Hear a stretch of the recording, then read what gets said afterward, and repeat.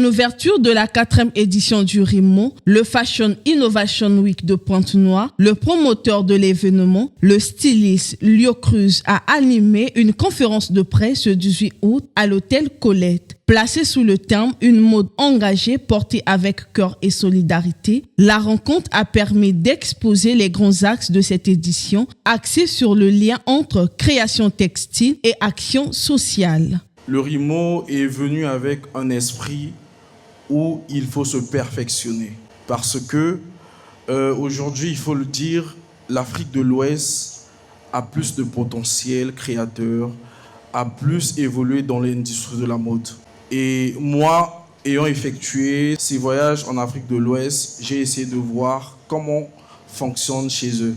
Et du coup, j'ai voulu ramener cette idéologie pour essayer un peu d'apporter un changement au niveau de l'industrie de la mode congolaise, notamment en mettant en lumière les créateurs congolais d'abord et peut-être ceux qui viennent de l'extérieur. Ce qui différencie le RIMO à d'autres événements, c'est l'esprit de challenge, l'esprit de vouloir aussi mettre en avant les créateurs d'abord, avoir de grands podiums. À la suite de cette présentation, journalistes et acteurs de la mode ont échangé avec le comité d'organisation. Premier point soulevé, les nouveautés de ce rendez-vous par rapport aux années précédentes. Les précisions du promoteur Lio Cruz. La particularité, c'est bien l'engagement social, une thématique qui permet à ce que la mode soit aussi aux côtés des plus démunis.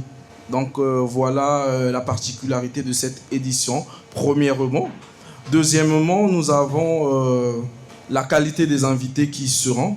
La qualité des designers, nous avons cette année plus de 23 designers par rapport à l'année dernière. Alors nous avons aussi cette année l'objectif de faire des révélations stylistiques parmi les designers qui participeront. Le défilé pour enfants a été fait à l'avant-première du RIMO en 2021. En 2023 à la deuxième édition, je pense, mais c'était avec un seul designer. Et cette année, nous avons voulu nous accentuer sur ce défilé pour enfants pour montrer au public ou encore au monde que ces enfants-là ne sont pas seuls. Les organisateurs ont également dévoilé la liste des pays invités à cette édition.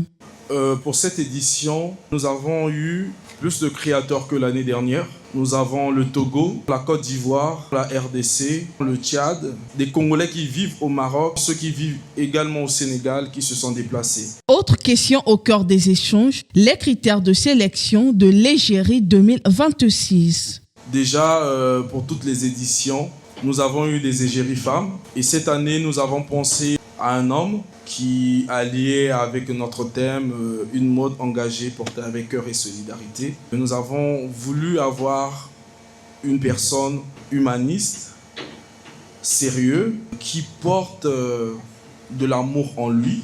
Il est grand de taille, comme on voit à l'international. Il a un visage photogénique.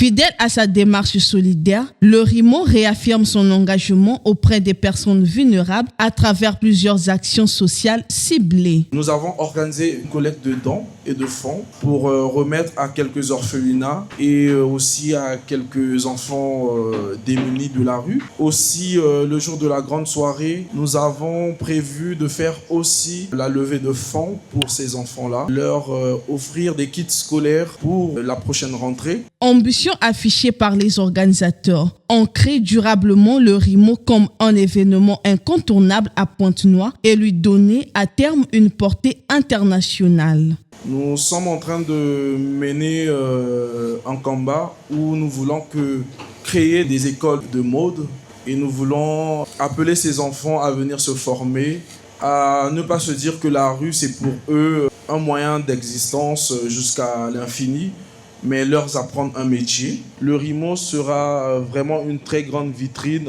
de notre pays. C'est en soirée que les festivités ont été officiellement lancées en présence de Rudy Philippe Boumba Madjela, conseiller socio-culturel à la mairie de Pointe-Noire et de plusieurs acteurs culturels. Le Fashion Innovation Week se poursuit dans la ville océane jusqu'au 21 août 2026.